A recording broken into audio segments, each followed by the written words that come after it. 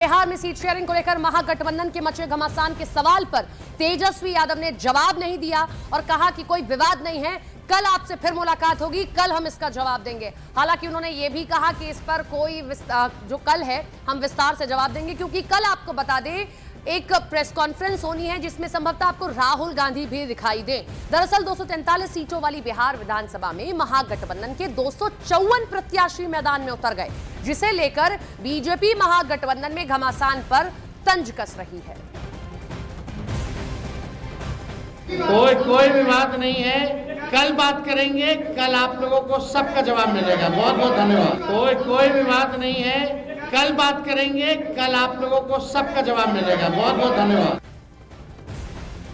महागठबंधन में seat sharing पर घमासान को लेकर बीजेपी नेता मुख्तार अब्बास नकवी ने निशाना साध दिया। उन्होंने कहा कि कोई भी गठबंधन विरासत की धमक से नहीं चलता है, बल्कि वसूलों की चमक से चलता है।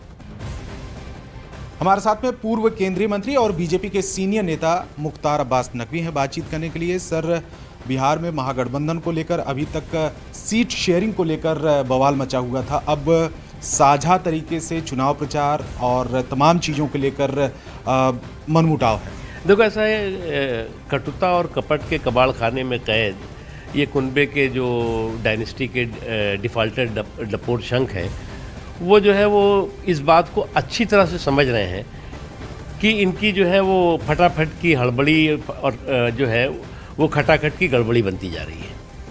अब फटाफट की हड़बड़ी अगर खटाखट गड़बड़ी बनती जा रही हो तो वो इसी तरह का आपको हालात दिखाई पड़ेंगे। दूसरी इम्पॉर्टेंट चीज़ है कि कोई भी गठबंधन जो है वो विरासत की धमक से नहीं चलता, बल्कि वसूलों की चमक से चलता है, और ये जो इनके पास है नहीं। ये जो है वो एक दूसरे को जो है वो अपनी पार्टी को जो है वो कब्ज़ा करने में लगे हुए हैं, हाईजैक करने में लगे हुए हैं, उसके साथ जो है वो कपट करने में लगे हुए हैं। तो इसी तरह का आपको हालात दिखाई पड़ेंगे। अब इस बीच कांग्रेस नेता उदित राज ने सीट शेयरिंग को लेकर एनडीए पर निशाना साधा है।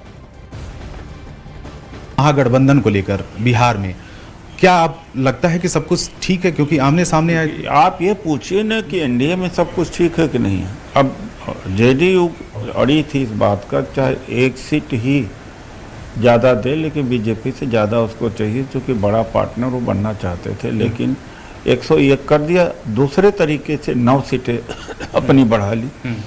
जो चिराग पासवान को के पार्टी से 9 कैंडिडेट उतार दिया तो 110 हो गए।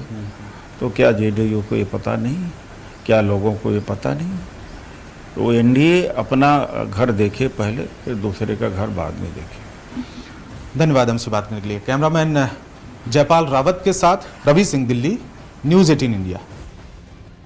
और इस बीच सांसद पप्पू यादव ने कहा कि हर परिस्थिति में हमें राहुल गांधी के नेतृत्व में चुनाव लड़ने की जरूरत है। पप्पू यादव ने कहा कि लोग राहुल गांधी पर भरोसा करते हैं। तो कोई भी निर्णय हमारे पार्टी के प्रभारी और अध्यक्ष लेंगे। मेरी क्लैरिटी साफ है कि हर परिस्थिति में हमें राहुल गांधी जी के नेतृत्व में चुनाव लड़ने की जरूरत है। इस प्रदेश का की जनता, चाहे अत्यंत पिछड़ी जाति हो, चाहे दलित हो, चाहे ऊंची जाति के लोग हों, वो राहुल गांधी जी के संघर्षों में अपने विश्वास को रखते हैं।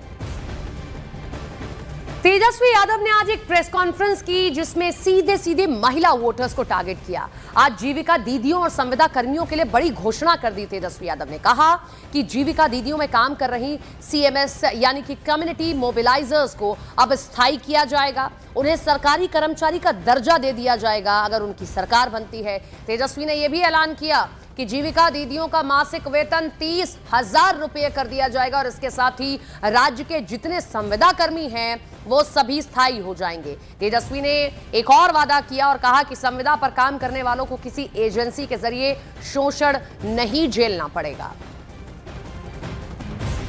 उन सभी जीविका दीदियों की बात को सुनकर के हम लोगों ने राय मशवरा करके, अध्ययन करके, साइंटिफिक तौर पर हम लोगों ने निर्णय लिया है कि जितनी जीविका सीएम दीदियां हैं यानी कम्युनिटी मोबिलाइजर्स हैं, उन सभी सीएम दीदियों को स्थायी कर उन्हें सरकारी कर्मचारी का दर्जा देकर उनके वेतन को 30,000 प्रति माह हम लोग करेंगे।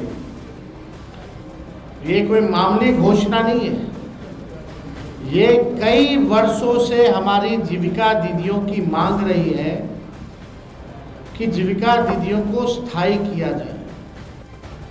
जीविका समूह की दीदियों द्वारा लिए गए लोन के सूद को माफ करा जाएगा। यानी अब तक जितनी जीविका दीदी लोन ली है, जो उनका इंटरेस्ट है, उसको इंटरेस्ट को हम लोग जो है माफ करने का काम करेंगे।